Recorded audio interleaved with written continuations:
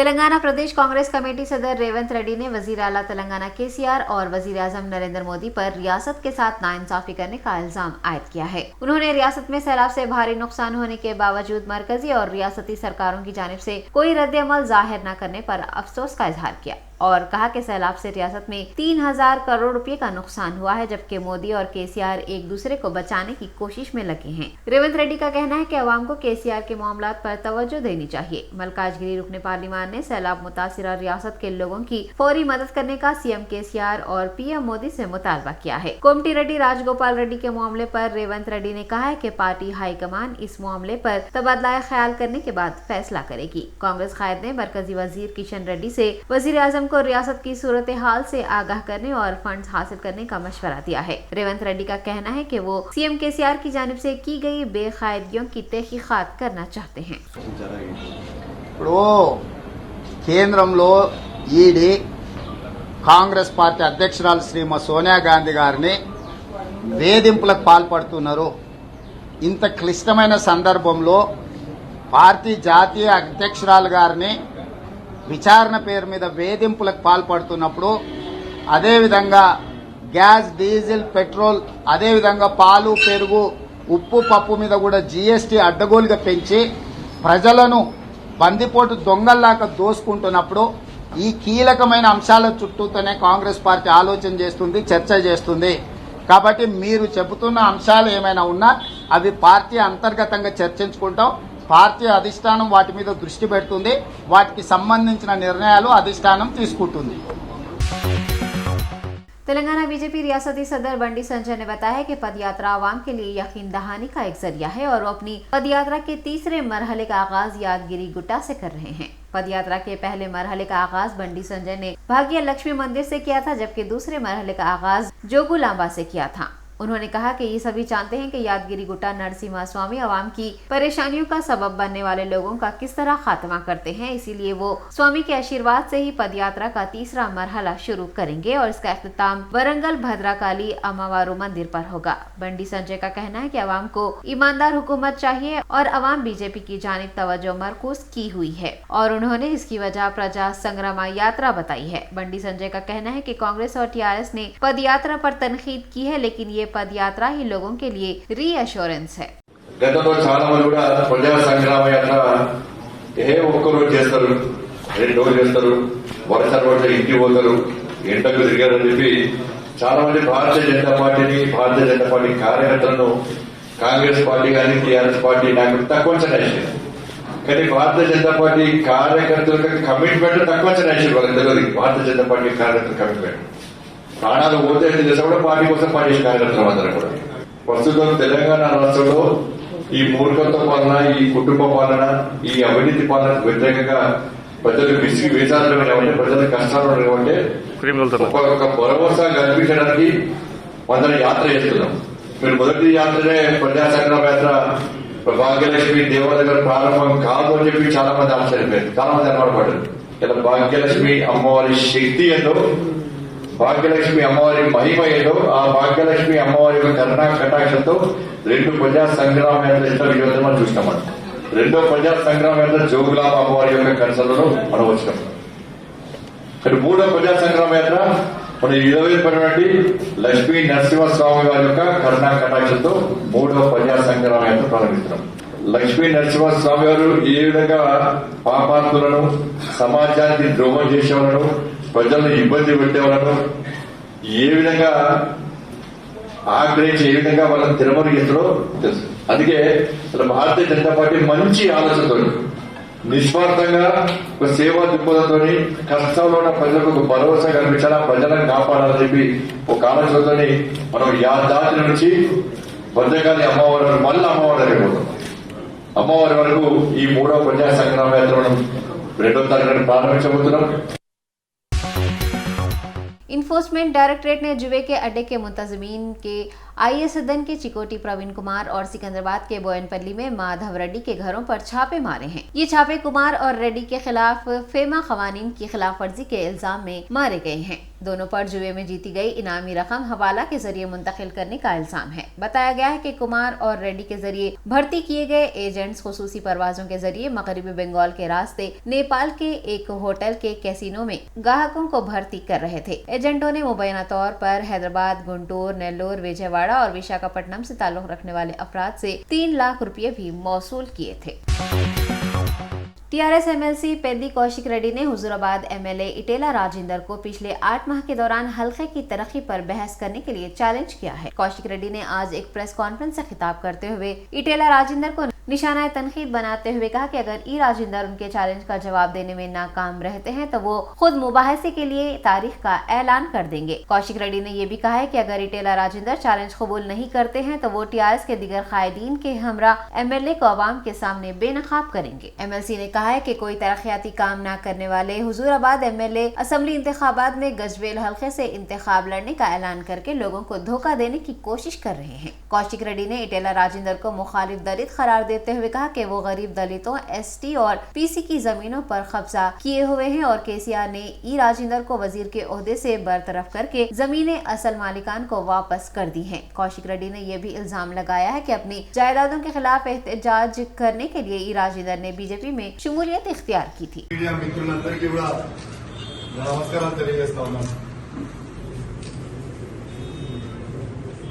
ఇవాళ వాస్తవంగా press meet పెట్టడానికి కారణం హుజురాబాద్ శాసనసభ్యుడైన ఈటల రాజేందర్ గారి మీద కొన్ని ప్రశ్నలు అడగాలని, దానికి ప్రత్యేకంగా మా హుజురాబాద్ ప్రాంత ప్రజలకి జవాబు చెప్పాలని, యావత్ తెలంగాణ ప్రజలందరికీ కూడా ఈ ప్రశ్నలకి జవాబు చెప్పాలని ఇవాళ నేను కరీంనగర్ లో నడిపొట్టున ఇవాళ ప్రెస్ మీట్ పెడతా ఉన్నానని చెప్పి సందర్భంగా మీకు తెలియజేస్తా ఉన్నాను. ఈటల రాజేందర్ గారు వ్యవహారం ఎట్లున్నదంటే కన్న తల్లికి అన్నం పెట్టడు కానీ పిన్న తల్లికి బంగారు గాజులు చేపిస్తా అన్నట్టుంది ఆ వ్యవహారం. హుజురాబాద్ నియోజకవర్గ ప్రజలు హుజురాబాద్ లో అభివృద్ధి చేయడానికి ఓట్లేసి గెలిపిస్తే హుజురాబాద్ లో కనీసం గెలిచిన 8 నెలలైనా కూడా ఒక్కరోజు కూడా హుజురాబాద్ కి రాకుండా, హుజురాబాద్ ప్రజల బోస పట్టించుకోకుండా, హుజురాబాద్ ప్రజలని నాడికి వస్తే పనులు చేయమని అడుగుతారు అని ఒక భయానికి రాకుండా మారిపోతా ఉన్నావు.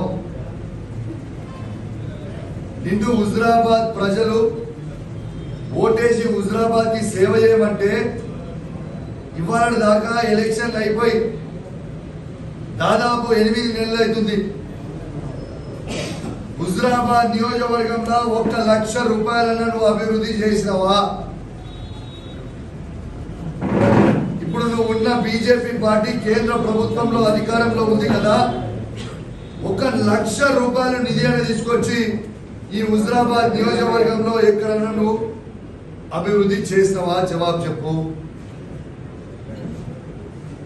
యావత్ తెలంగాణ రాష్ట్రంలో ఉన్న ప్రతి ఒక్కరు గమనించాలి, హుజురాబాద్ నియోజకవర్గంలో ఉన్న ప్రజలందరూ కూడా గమనించాలి. ఈటల రాజేందర్ గారు చేస్తున్న మోసాలు. शहर हैदराबाद से ताल्लुक रखने वाले 13 साला विश्वनाथ कार्तिकी ने कांग यात्से और जोंगू पहाड़ों पर चढ़ाई करके एक आलमी रिकॉर्ड कायम किया है। तफसीलात के मुताबिक हैदराबाद के एक स्कूल में 9वीं जमात के तालिबे इल्म विश्वनाथ कार्तिकी लद्दाख के वादी मारखा में कांग यात्से और जोंगू पहाड़ी सिलसिलों को सिर करने में कामयाब हुए हैं और उन्होंने एक रिकॉर्ड कायम किया है। विश्वनाथ के मुताबिक उन्होंने 9 जुलाई को कांग यात्से और जोंगू पहाड़ों पर चढ़ाई का आगाज किया था और 22 जुलाई को वो पहाड़ी सिलसिले उबूर करने में कामयाब रहे। उन्होंने कहा कि उनका ये सफर जोखिम भरा था, उन्हें कई मुश्किलात पेश आई, ताहम उन्होंने हिम्मत नहीं हारी। विश्वनाथ का कहना है कि लद्दाख के पहाड़ी सिलसिलों को अबूर करने से पहले वो रूस में माउंट एल्बर्ट्स और गंगोत्री के करीब वाक़े रुदुगेला पहाड़ों पर चढ़ाई करने में नाकाम रहे थे, ताहम वो नाकामी आज उनकी कामयाबी का सबब बनी है। आज तेलंगाना हाई कोर्ट में 3 रोजा मेगा मेडिकल कैंप का इनेकाद अमल में आया। Telangana high court advocates association और हुकूमत तेलंगाना के इश्तराक से 3 रोजा मेडिकल कैंप लगाया गया है। आपको बता दें कि पहली मरतबा Telangana high court advocate association की जानिब से मेडिकल कैंप मुनाकिद किया गया है। इस तिब्बी कैंप में माहिरीन डॉक्टर की टीम की ज़ेरे निगरानी वुकला के मायने किए जा रहे हैं। बताया गया है कि मुस्तकबिल में भी इस तरह के मजीद तिब्बी कैंप लगाए जाएंगे। Telangana high court bar association ने सभी वुकला से इस मौके से इस्तेफादा हासिल करने और तिब्बी कैंप में शामिल होने की अपील की है। और बहनों, दूर से था ना, सब लोग आना। इस मंच से हम ये बताना चाहते हैं कि कभी भी इतिहास में Telangana high court advocates association पहली वक्त आज director of medical health and Telangana high court के जॉइंटली प्रोग्राम लगाते हुए और जो डायरेक्टर श्रीनिवास और अपने जो डॉक्टर अनुराधा उस्मानिया हॉस्पिटल सुपरिटेंडेंट जो नागेंद्र के साथ और रफ़ी बहुत सारे लोग, मेरे ख्याल से बहुत 100 डॉक्टर्स और पूरे मेरा पैरामेडिकल फोर्स के उन लोगों के मुताबिक से आज एक बहुत बड़ा मेडिकल कैंप हम यहाँ पर चला रहे।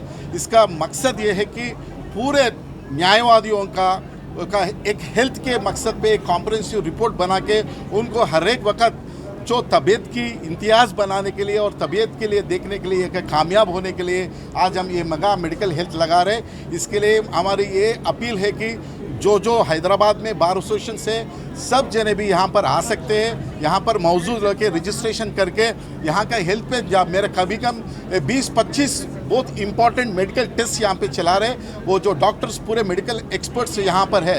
इस मन से ये बात हम अपील करना चाह रहे कि कभी भी इतिहास में इतनी बहुत कॉम्प्रिहेंसिव रिपोर्ट कभी भी नहीं हुआ, क्योंकि कॉर्पोरेट हॉस्पिटल्स लगाने से होने से तकलीफ हमें बाद में मालूम हुए थे। अब पूरे सरकार के डॉक्टर से रिपोर्ट्स भी एकदम बेहतरीन रिपोर्ट्स भी आने की कोशिश में हम हैं। सो सब जने आके इस प्रोग्राम को, ये मेडिकल कैंप को आप लोगों सब अवेल करना है और ये रिपोर्ट्स के वास्ते फिर से भी होने के आने के मंचों में भी इसको हम लगाना चाह रहे हैं। सब आके कोऑपरेट करके मेडिकल रिपोर्ट्स लेके जाना, बल्कि हम ये Telangana high court bar association की तरफ से आपको हम अपील कर रहे हैं। Thank you.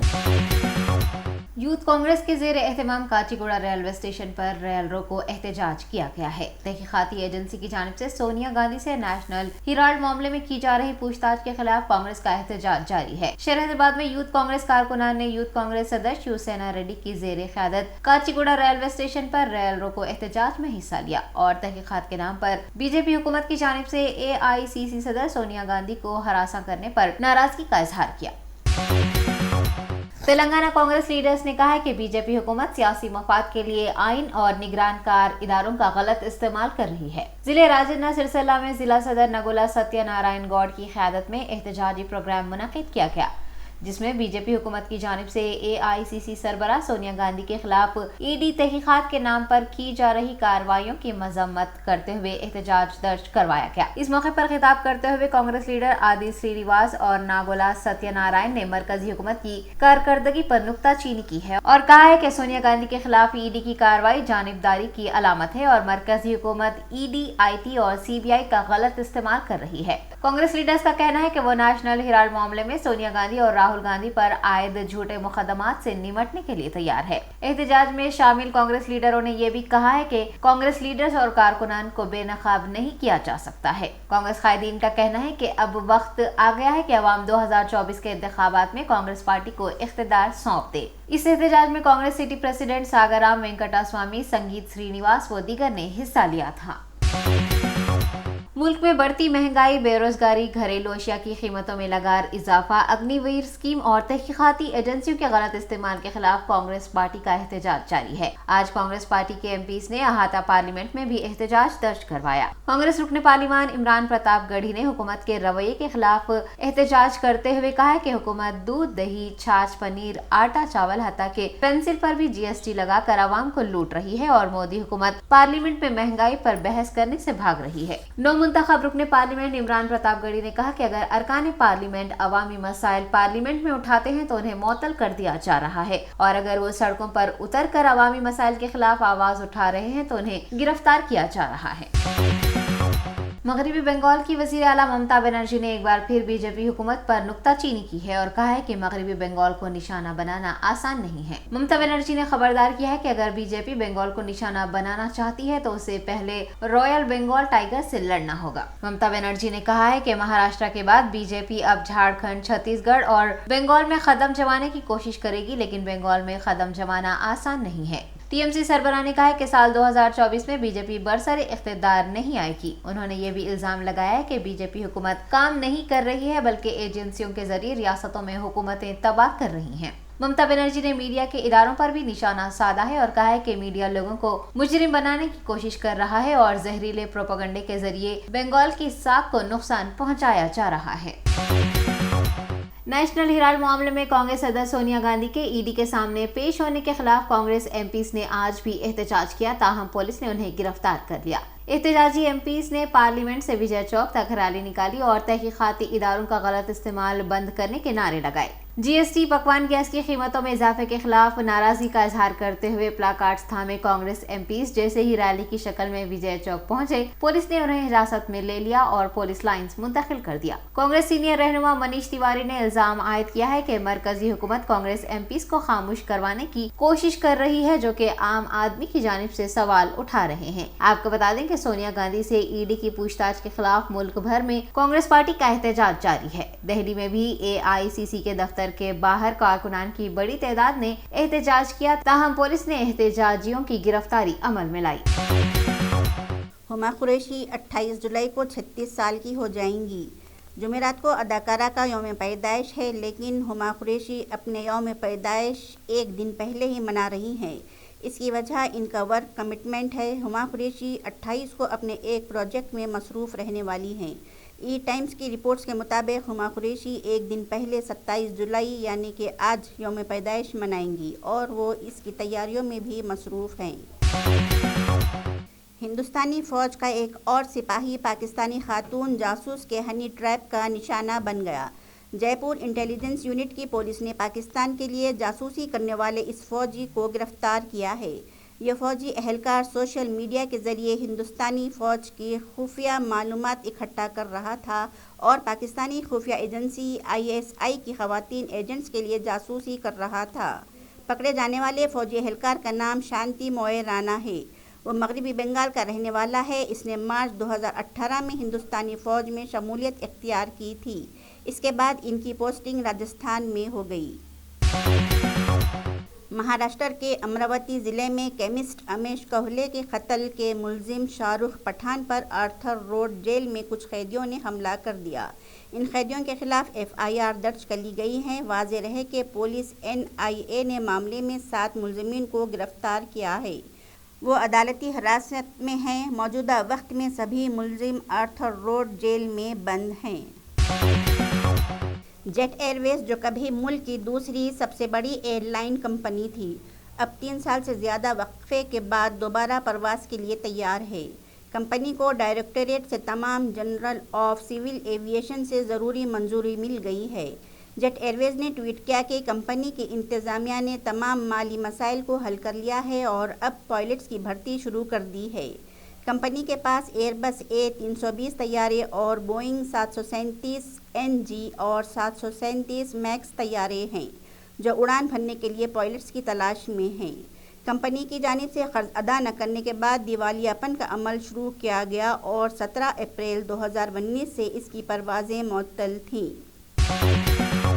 Provision of money laundering act के तहत इन्फोर्समेंट डायरेक्टरेट ED के ज़रिए की गई गिरफ्तारी, जब्ती और जांच के अमल को चैलेंज देने वाली अर्जियों पर सुप्रीम कोर्ट ने बड़ा फैसला सुनाया है।